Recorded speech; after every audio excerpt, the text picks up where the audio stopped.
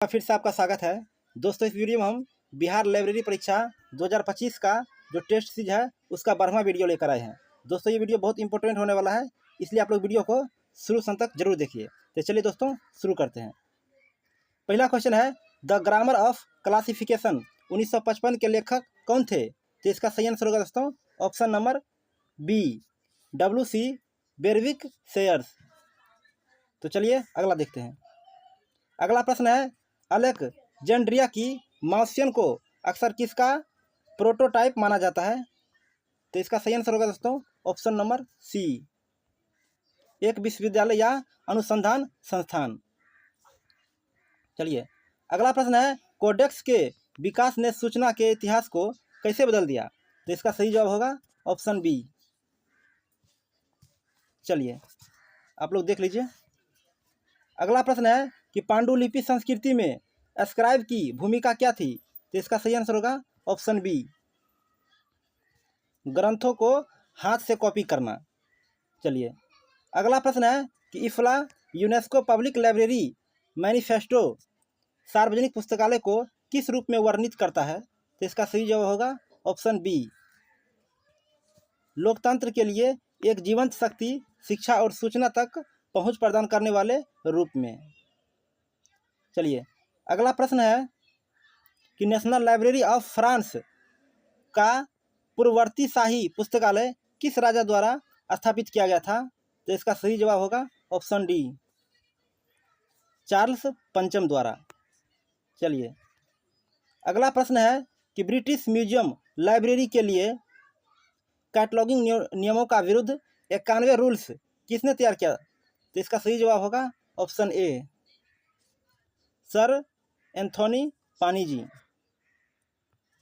अगला प्रश्न है कि बोडालियन लाइब्रेरी किस विश्वविद्यालय का मुख्य अनुसंधान पुस्तकालय है? तो इसका सही जवाब होगा ऑप्शन सी, ऑक्सफोर्ड विश्वविद्यालय का। चलिए अगला प्रश्न है, ज्ञान का संगठन का सिद्धांत किस वर्गीकरणवादी के काम का आधार था? तो इसका सही जवाब होगा दोस्तों ऑप्शन नंबर सी हो जाएगा, हेनरी ई ब्लिस।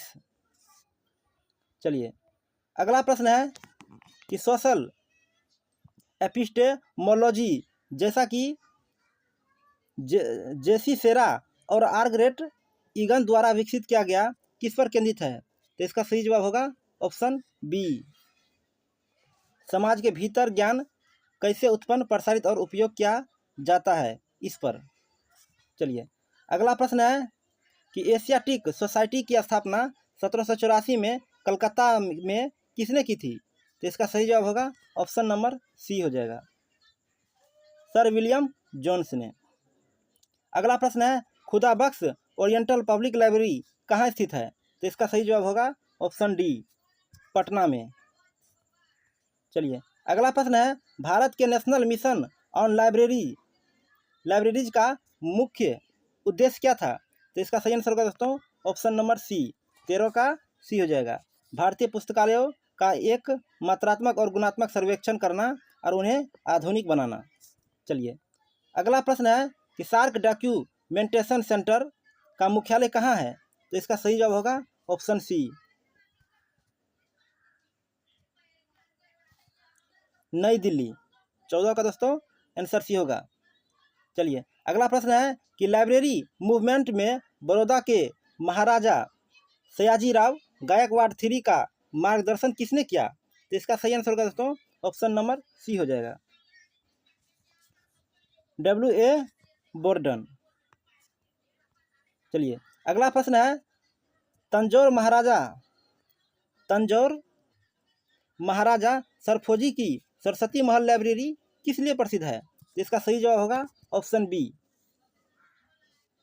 तार के पत्तों की पांडुलिपियों के दुर्लभ संग्रह के लिए। चलिए अगला प्रश्न है, कॉमनवेल्थ लाइब्रेरी एसोसिएशन की स्थापना कब हुई? तो इसका सही जवाब होगा ऑप्शन सी, 1972 में। अगला प्रश्न है कि डीप वेब और डार्क वेब में क्या अंतर है? तो इसका सही जवाब होगा option B, deep web search engine द्वारा इंडेक्स नहीं किया गया वेब का हिस्सा है, जबकि डार्क वेब डीप वेब द्वारा एक छोटा हिस्सा है। चलिए अगला प्रश्न है, यूरोपीना क्या है? तो इसका सही आंसर होगा दोस्तों ऑप्शन नंबर ए, ऑप्शन नंबर ए हो जाएगा। ठीक है, आप लोग ध्यान से देख लीजिए। चलिए अगला प्रश्न है कि सूचना का समाजशास्त्र का अध्ययन क्या करता है? तो इसका सही जवाब होगा ऑप्शन बी, समाज में सूचना की भूमिका, जिसमें सामाजिक असमानता और शक्ति पर इसके प्रभाव शामिल हो। चलिए अगला प्रश्न है कि ओपन डेटा की अवधारणा का क्या अर्थ है? तो इसका सही आंसर होगा दोस्तों ऑप्शन नंबर बी, डेटा को किसी के भी द्वारा स्वतंत्र रूप से उपयोग, पुनः उपयोग और पुनर्वर्तित किया जा सकना चाहिए। अगला प्रश्न है, डिजिटल नेटिव शब्द किसने गढ़ा? तो इसका सही जवाब होगा ऑप्शन सी, मार्क प्रेन्स्की ने। अगला प्रश्न है, सूचना पारिस्थितिकी की दृष्टिकोण सूचना को किस रूप में देखता है? तो इसका सही जवाब होगा ऑप्शन बी, एक जटिल प्रणाली के हिस्से के रूप में जिसमें लोग, प्रथाएं, मूल्य और प्रौद्योगिकियां शामिल है। चलिए अगला प्रश्न है, पब्लिक की इंफ्रास्ट्रक्चर डिजिटल सर्टिफिकेट का उद्देश्य क्या है? तो इसका सही आंसर होगा दोस्तों ऑप्शन नंबर बी हो जाएगा, एक सार्वजनिक कुंजी को एक पहचान से इलेक्ट्रॉनिक रूप में जोड़ना। चलिए अगला प्रश्न है कि मूर का नियम क्या कहता है? तो इसका सही जवाब ऑप्शन डी होगा, एक एकीकृत सर्किट में ट्रांजिस्टर की संख्या लगभग हर साल में 2 गुनी हो जाती है। आइए अगला प्रश्न है कि फाइबर ऑप्टिक केबल किस सिद्धांत पर काम करते हैं? तो इसका सही जवाब होगा ऑप्शन बी, कुल आंतरिक परावर्तन पर। अगला प्रश्न है कि बिटकॉइन जैसी क्रिप्टो करेंसी किस अंतर्निहित तकनीकी का उपयोग करती है? तो इसका सही आंसर होगा दोस्तों ऑप्शन सी, ब्लॉकचेन। चलिए अगला प्रश्न है कि इंटरनेट ऑफ थिंग्स क्या है? तो इसका सही आंसर होगा ऑप्शन बी, एक ऐसा नेटवर्क जो विभिन्न वस्तुओं को एक दूसरे और इंटरनेट से जोड़ता है। चलिए अगला प्रश्न है कि लैम्डा किस कंपनी द्वारा विकसित एक भाषा मॉडल है? तो इसका सही आंसर हो जाएगा ऑप्शन डी, गूगल। अगला प्रश्न है, क्लाउड कंप्यूटिंग में LAAS का क्या अर्थ है? तो इसका सही जवाब होगा ऑप्शन बी,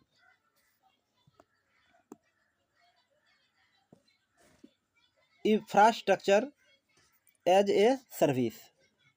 चलिए अगला प्रश्न है कि फॉक्सोनोमी और टैक्सोनोमी में क्या अंतर है? तो इसका सही आंसर होगा ऑप्शन बी। ठीक है, ऑप्शन बी हो जाएगा, आप लोग ध्यान से पढ़ लीजिए। चलिए अगला देखते हैं। अगला प्रश्न है, सेरेंडिपिटी सूचना खोज में क्या भूमिका निभाती है? तो इसका सही आंसर हो जाएगा ऑप्शन नंबर बी, यह मूल्यांकन जानकारी को संयोग से या गलती से खोजने की घटना है जब कोई कुछ और खोज रहा हो।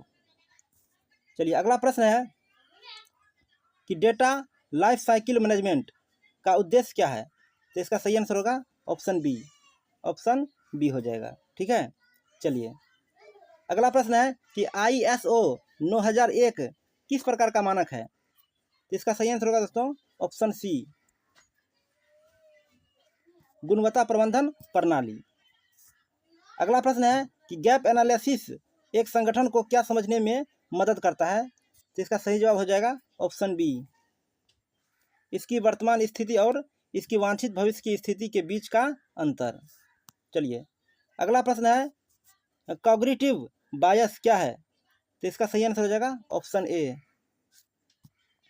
आइए अगला प्रश्न है कि एंकरिंग बायस एंकरिंग बायस क्या है? तो इसका सही आंसर होगा दोस्तों ऑप्शन नंबर बी हो जाएगा, 37 का बी होगा। चलिए, निर्णय लेते समय पहले प्राप्त जानकारी पर बहुत अधिक भरोसा करना। चलिए अगला प्रश्न है कि डिजिटल ऑब्जेक्ट आइडेंटिफायर का मुख्य लाभ क्या है? तो इसका सही जवाब होगा ऑप्शन डी, यह एक डिजिटल ऑब्जेक्ट के लिए एक अस्थायी स्थिर लिंक प्रदान करता है। चलिए अगला प्रश्न है कि ओपन एजुकेशनल रिसोर्स क्या है? तो इसका सही आंसर होगा ऑप्शन बी, स्वतंत्र रूप से सुलभ, खुले तौर पर लाइसेंस प्राप्त शिक्षण, सीखने और अनुसंधान संसाधन। चलिए दोस्तों, अगला प्रश्न है कि क्रिटिकल थिंकिंग में क्या शामिल है? तो इसका सही आंसर होगा ऑप्शन बी, तुर्कों का विश्लेषण करना, मतलब तर्कों का विश्लेषण करना, साक्ष्यों का मूल्यांकन करना और मान्यताओं की पहचान करना। इसका सही आंसर बी होगा। चलिए, अगला प्रश्न है कि ग्लोबल विलेज की अवधारणा किसने दी? यह सुझाव देते समय कि इलेक्ट्रॉनिक मीडिया दुनिया को एक साथ करीब ला रही है। तो इसका सही आंसर हो जाएगा ऑप्शन नंबर बी, 41 का बी हो जाएगा, मार्शल मैकलुहान। अगला प्रश्न है कि द थर्ड वेव पुस्तक में एल्विन टॉफलर ने किस समाज की भविष्यवाणी की? तो इसका सही आंसर हो जाएगा ऑप्शन सी, सूचना या ज्ञान समाज। चलिए, अगला प्रश्न है कि पब्लिक स्फीयर की दुर्गेन हेबरमास की अवधारणा का क्या अर्थ है? तो इसका सही आंसर होगा दोस्तों ऑप्शन नंबर बी, सामाजिक जीवन का एक क्षेत्र जहां व्यक्ति सार्वजनिक हित के मामलों पर चर्चा करने के लिए एक साथ आ सकते हैं। अगला प्रश्न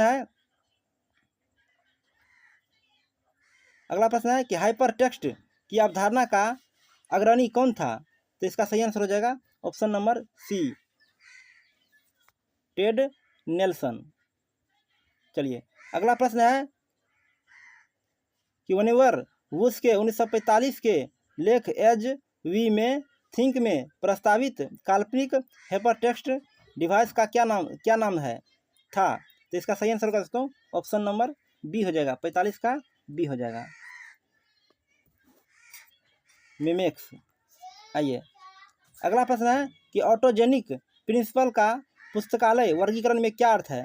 तो इसका सही आंसर हो जाएगा ऑप्शन ए, वर्गीकरण प्रणाली को उपयोगकर्ता के अनुकूल होना चाहिए। चलिए, अगला प्रश्न है कि नोशन ऑफ ए डॉक्यूमेंट के सिद्धांत पर किसने विस्तार से लिखा, जिसमें यह तर्क दिया गया है कि कुछ भी एक दस्तावेज हो सकता है? तो इसका सही आंसर होगा दोस्तों option number B, Suzanne Briet. चलिए, अगला प्रश्न है कि इंफॉर्मेशन रिट्रीवल में वेरिएंस प्रिंसिपल किसने प्रस्तावित किया? तो इसका सही आंसर हो जाएगा option number A, Marcia Bates. अगला प्रश्न है कि एनोमलस स्टेट्स ऑफ नॉलेज की परिकल्पना किससे संबंधित है? तो इसका सही जवाब होगा ऑप्शन बी, 49 का बी हो जाएगा, N.J. बेल्किन। चलिए, अगला प्रश्न है कि political role of public libraries पर किसने जोर दिया, यह तर्क देते हुए कि वे तटस्थ नहीं है? तो इसका सही आंसर होगा दोस्तों ऑप्शन डी, उपयुक्त सभी हो जाएगा इसमें। अगला प्रश्न है कॉन्फिडेंशियलिटी ऑफ लाइब्रेरी रिकॉर्ड्स का मुख्य नैतिक सिद्धांत क्यों है? तो इसका सही आंसर हो जाएगा ऑप्शन नंबर बी, ठीक है। चलिए, अगला प्रश्न है कि डिजिटल रेमिटेंस क्या है? तो इसका सही आंसर होगा दोस्तों ऑप्शन बी हो जाएगा, मोबाइल उपकरणों या इंटरनेट के माध्यम से इलेक्ट्रॉनिक रूप से पैसे भेजना।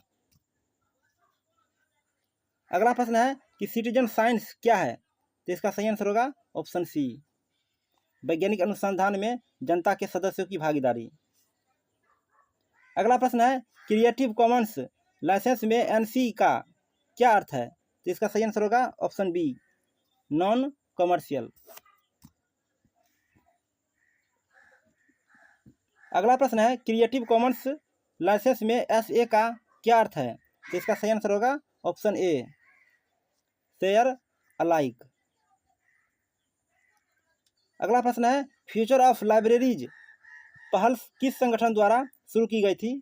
तो इसका सही आंसर हो जाएगा option number B, American library association. चलिए अगला प्रश्न है कि इंटरनेट गवर्नेंस फोरम क्या है? तो इसका सही आंसर हो जाएगा ऑप्शन बी, इंटरनेट से संबंधित सार्वजनिक नीति के मुद्दों पर चर्चा करने के लिए एक बहुत हितधारक मंच। चलिए दोस्तों अगला प्रश्न है कि विकीडाटा क्या है? तो इसका सही आंसर होगा दोस्तों ऑप्शन डी हो जाएगा। ठीक है, एक स्वतंत्र और खुला ज्ञान आधार जिसे मनुष्य और मशीनों दोनों द्वारा पढ़ा और संपादित किया जा सकता है। चलिए अगला प्रश्न है क्वांटिफाइड सेल्फ आंदोलन किस पर केंद्रित है? तो इसका सही आंसर हो जाएगा ऑप्शन बी पर। चलिए आप लोग ध्यान से देख लीजिए। चलिए अगला प्रश्न है कि डिजिटल ह्यूमैनिटीज में टेक्स्ट माइनिंग का क्या अर्थ है? तो इसका सही आंसर हो जाएगा ऑप्शन नंबर ए। आप लोग ध्यान से पढ़ लीजिए। चलिए अगला प्रश्न है कि इंफॉर्मेशन विजुअलाइजेशन का लक्ष्य क्या है? तो इसका सही आंसर होगा दोस्तों ऑप्शन नंबर बी, 61 का बी हो जाएगा। ठीक है, डेटा को एक दृश्य प्रारूप में प्रस्तुत करना ताकि पैटर्न और संबंधों को समझना आसान हो सके। चलिए अगला प्रश्न है कि टेक्सटाइल ग्राफिक्स किसके लिए डिजाइन किए गए हैं? तो इसका सही आंसर होगा ऑप्शन सी, दृष्टिबाधित व्यक्तियों के लिए। अगला प्रश्न है कि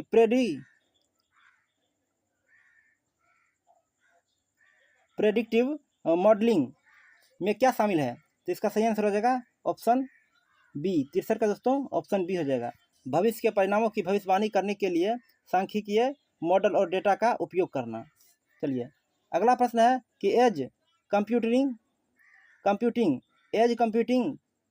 क्या है? तो इसका सही आंसर हो जाएगा ऑप्शन बी, एक वितरित कंप्यूटिंग प्रतिमान जो कंप्यूटेशन और डेटा स्टोरेज को उन स्थानों के करीब लाता है जहां तकनीकी आवश्यकता होती है। चलिए अगला प्रश्न है कि GDPR किस क्षेत्र का डेटा संरक्षण और गोपनीयता कानून है? तो इसका सही आंसर हो जाएगा ऑप्शन सी, 65 का दोस्तों सी हो जाएगा, यूरोपीय संघ। चलिए अगला प्रश्न है कि डिजिटल इंक्लूजन के 3 पैर क्या है? तो इसका सही आंसर हो जाएगा ऑप्शन बी, पहुंच, डिजिटल साक्षरता कौशल और विश्वास। चलिए अगला प्रश्न है कि फैक्ट चेकिंग संगठनों का एक उदाहरण क्या है? तो इसका सही आंसर होगा दोस्तों ऑप्शन ए, एस्नोप्स। अगला प्रश्न है कि मिस इन्फॉर्मेशन, डिसइन्फॉर्मेशन और मैल इन्फॉर्मेशन में क्या अंतर है? तो इसका सही आंसर होगा दोस्तों ऑप्शन नंबर बी हो जाएगा, 68 का बी होगा। आप लोग ध्यान से पॉज करके पढ़ लीजिए। चलिए अगला प्रश्न है कि स्मार्ट सिटी की अवधारणा में पुस्तकालय क्या भूमिका निभा सकते हैं? तो इसका सही आंसर हो जाएगा ऑप्शन नंबर ए। चलिए आप लोग ध्यान से पढ़ लीजिए। अगला प्रश्न है कि चैट जीपीटी जैसे लार्ज लैंग्वेज मॉडल किस प्रकार की कृत्रिम बुद्धिमत्ता पर आधारित है? तो इसका सही आंसर होगा दोस्तों option number B, generative AI। चलिए अगला प्रश्न है फेडरेटेड लर्निंग क्या है? तो इसका सही आंसर हो जाएगा ऑप्शन बी। दोस्तों आप लोग ध्यान से पढ़ लीजिए, ऑप्शन बड़ा होता है तो आप लोग खुद पढ़ सकते हैं पॉज करके। चलिए अगला प्रश्न है कि zero shot learning machine learning में क्या है? तो इसका सही आंसर होगा दोस्तों ऑप्शन नंबर ए। आप लोग पॉज करके पढ़ लीजिए ध्यान से। आइए अगला प्रश्न है कि एथिकल AI के ढांचे में कौन से सिद्धांत शामिल है? तो इसका सही आंसर हो जाएगा ऑप्शन बी, निष्पक्षता, जवाबदेही, पारदर्शिता और गोपनीयता। चलिए अगला प्रश्न है कि digital twin of an organisation क्या है? तो इसका सही आंसर हो जाएगा ऑप्शन नंबर बी, 74 का दोस्तों ऑप्शन बी होगा। चलिए अगला प्रश्न है कि ब्लेंडेड लर्निंग क्या है? ब्लेंडेड लर्निंग क्या है? तो इसका सही आंसर होगा दोस्तों ऑप्शन नंबर सी हो जाएगा, 75 का सी हो जाएगा। ठीक है, ध्यान से देख लीजिए। चलिए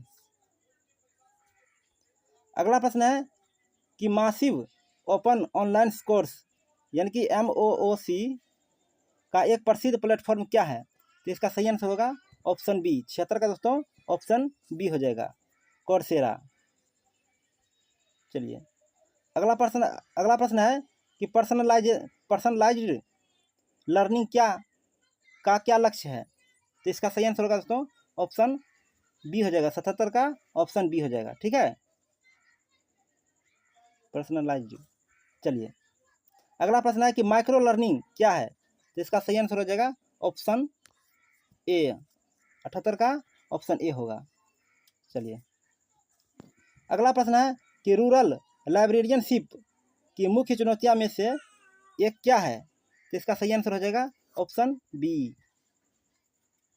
ठीक है, चलिए अगला प्रश्न है कि प्रिजन लाइब्रेरियनशिप कैदियों को कैसे मदद करती है? तो इसका सही आंसर होगा दोस्तों ऑप्शन सी। यह साक्षरता, शिक्षा, पुनर्वास और बाहरी दुनिया से जुड़ाव का समर्थन करती है। अगला प्रश्न है कि मेडिकल लाइब्रेरियनशिप में एविडेंस बेस्ड मेडिसिन के लिए क्या आवश्यक है? तो इसका सही आंसर होगा दोस्तों ऑप्शन बी। रोगी देखभाल के बारे में निर्णय लेने के लिए सर्वोत्तम उपलब्ध शोध साक्ष्य का विवेकपूर्ण उपयोग। ठीक है, चलिए अगला प्रश्न है कि लॉ लाइब्रेरियनशिप में एक सेपरडाइजिंग प्रक्रिया क्या कहलाती है? तो इसका सही आंसर हो जाएगा ऑप्शन नंबर बी। 82 का दोस्तों ऑप्शन बी हो जाएगा। चलिए आप लोग ध्यान से देख लीजिए। चलिए अगला प्रश्न है कि म्यूजिक लाइब्रेरियनशिप में URTEXT का मतलब क्या है? तो इसका सही आंसर होगा दोस्तों ऑप्शन नंबर बी हो जाएगा। ठीक है, 83 का बी। चलिए अगला प्रश्न है कि आर्ट लाइब्रेरियनशिप में कैटलॉग क्या है? तो इसका सही आंसर होगा दोस्तों ऑप्शन नंबर 84 का ए हो जाएगा, ऑप्शन ए। चलिए अगला प्रश्न है कि आर्काइवल साइंस में प्रोवेनेंस का सिद्धांत क्यों महत्वपूर्ण है?